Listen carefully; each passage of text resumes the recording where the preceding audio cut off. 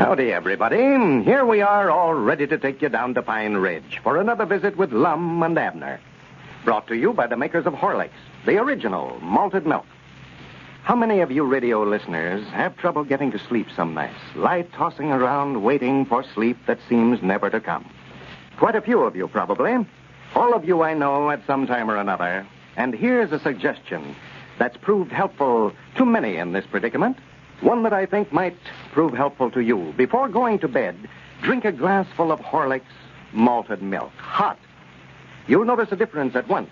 It soothes and relaxes you, helps you to fall asleep easily and naturally. And that's not all. Horlicks helps you to sleep soundly. You know, scientists have shown us that broken sleep isn't restful sleep. To be really beneficial, it must be deep and continuous, they say. And that's a good point to remember. We all need plenty of good, continuous sleep, both young and old. It builds up resistance to illnesses, too. Why not try Horlicks tonight? You'll be surprised how much fresher you'll feel in the morning. Remember, a glass full of Horlicks malted milk, hot, just before going to bed. And now, let's see what's happening down in Pine Ridge. Well, yesterday was the last day of the contest in which the public was asked to select the president for Lum and Abner's new store. Squire Skimp, Abner's campaign manager, and who is particularly interested in the outcome of the election, has demanded an official count of the votes sent in. And so as we look in on Pine Ridge today, we find Lum and Abner waiting in the front part of the store while Dick Huddleston, Grandpappy Spears, and Squire Skimp are back in the feed room making a final count of the votes. Listen. Well, I wish they'd hurry up in there. I'm getting tired of waiting. Yeah, I could have had them votes counted 2 hours ago. All we needed to do was just count the votes that come in today and add them to what we already had counted. Yeah, but Squire's going back over all the votes, so counting the whole business over again. Yeah, he's bound and determined that you're going to get elected. He's on that 10% you agreed to pay him if you get elected. Yeah, sure, that's what's worrying him, all right. It's a good thing we got Grandpappy and Dick back there watching him. He'd claim he's elected regardless of how many votes you got. Well, I tried to withdraw from the race, and Squire claimed that on account of signing that contract that I had to stay in there. Well, I think I'll win it all right, so I wouldn't worry none about it if I was you. Yeah, that's just the trouble, Lum. I'm going to be disappointed either way it goes. Disappointed? Yeah, if I win, I'm going to hate to pay Squire 10% of everything I make for the rest of my life, and if you win, well, I'm going to be disappointed because I never got to be president of the store. Well, now, you oughtn't to feel that way about it, Abner. We left it up to the folks out on the party line to elect whichever one they wanted. When it gets beat, or to take it in the right spirits. Don't want to have no hard feelings over one another. Oh, no, I ain't sure. I ain't going to get mad at nobody over it. Well, that's fine. If there's anything I hate, is a poor loser. Wait a minute, there they come. Well, who in the office, Dick? Well, we're not through yet, Lum. I just come out to get a drink of water. You got any drinking water around here? Yeah, there's a bucket right there on the end of the counter, Dick. Cedric just brought it and brung it in a while ago. How long will it be before you're through, Dick? Yeah, we're getting sort of curious out here. Well, it oughtn't to be long, just a few minutes, I reckon. We got all the votes counted now, and we got to total them up. Well, how's it looking? Can you tell anything about it yet? Well, yeah, I believe Abner's a little ahead, the best I can tell, Lum. Abner is? Well, good. No. Dad blame it, I wish I could make up my mind whether I want to get elected or not. I thought you was wanting me to get the over so you wouldn't have to pay Squire nothing. Well, I don't know which I want. Take that bucket on in there with you, Dick, if you minds to. Give them other fellas a drink. Oh, we'll be through in there directly, Lum, and we'll let you know as soon as we can. All right, Dick. I can't wait to tell Elizabeth. And she's going to be awful proud of me being president of the store. Yeah, but wait till she finds out you're paying Squire 10% of everything you make just for managing your campaign for you. She won't be so proud of you. Dad blame him. Dad blame him. Swan to goodness, he gets me so aggravated every time I think of him I could butt my head against something. Swan to goodness. I tried to tell you and you wouldn't listen to me. The only way to get along with Squire Skimp is just to stay away from him. Yeah, wished I knowed some way of getting even with him. That's what I wish. Yeah. We'll find a change. According to that contract, you'll have to pay him 10% of what you make on your farm, and 10% of everything you make here in the store, and 10% of your constable fees, and 10% of everything, I reckon. Yeah, I know it. Yeah, according to that, I pay him 10% of everything I make from here out. Well, we just bide our time. We'll find a change. He's imposed on us for years around here, and I'm getting just about enough of it. The only way to get even with a feller like that is just to give him a dose of his own medicine.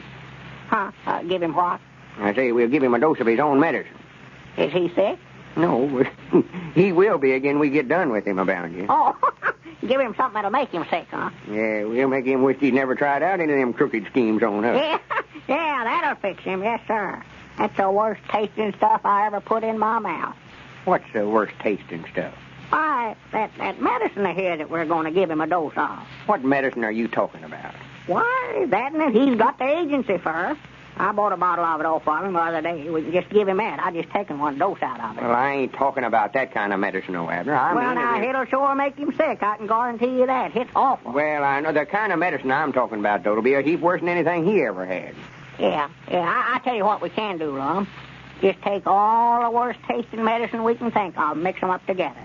Asafoetida and castor oil and quinine and sulfur and apple bitter. Well, wait a minute, Abner. You still don't know what I'm talking about. Well, now, if you can think up a worse mixture than that, I'd like to hear it. Well, you ought to know we couldn't get Squire to take no such conglomeration as that.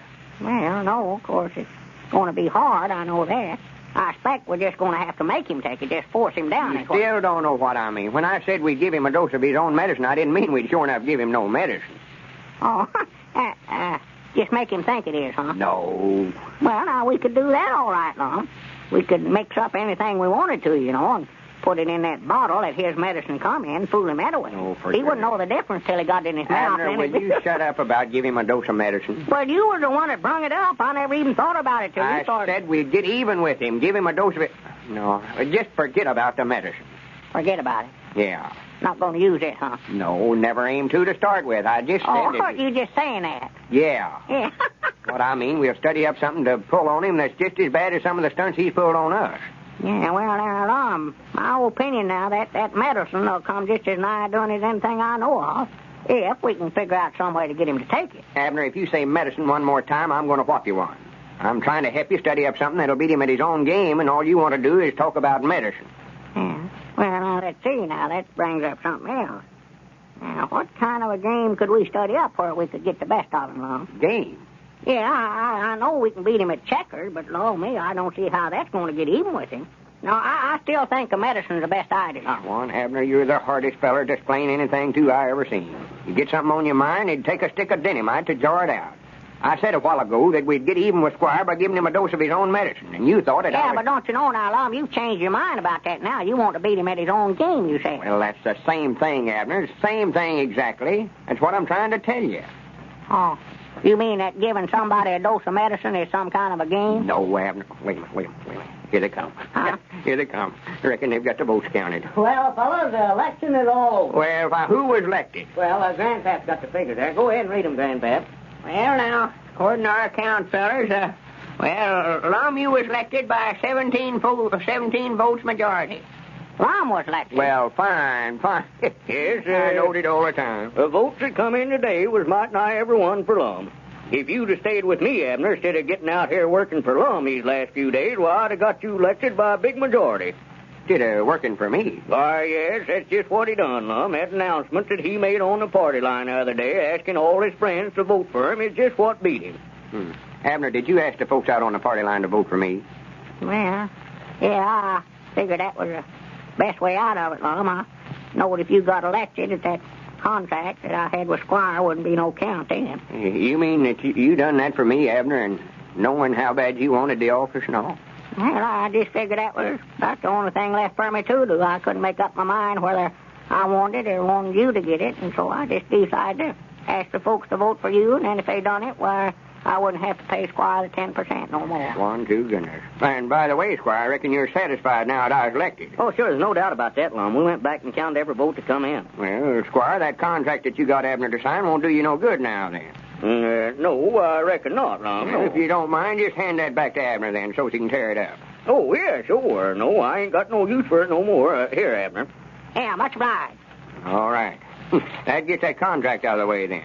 According to the vote, I'm elected president of the Jot'em Down store. But I've got sense enough to know that I wouldn't have been elected if Abner hadn't got out here and asked his friends to vote for me. No, I don't believe you would either, Lum. Now, I've always been president of the store here ever since we started, and I hate to give up the office. But I know Abner's always wanted to hold the office. Well, yes, did want to be president mighty bad, Lum. I had some new ideas that I want to try out in the store business, but you was elected, so I reckon just forget about it. Now, what I started to say, Abner would have had to pay Squire 10% of everything he made if he'd been elected. But he can't collect nothing off of him if I just give the office to Abner.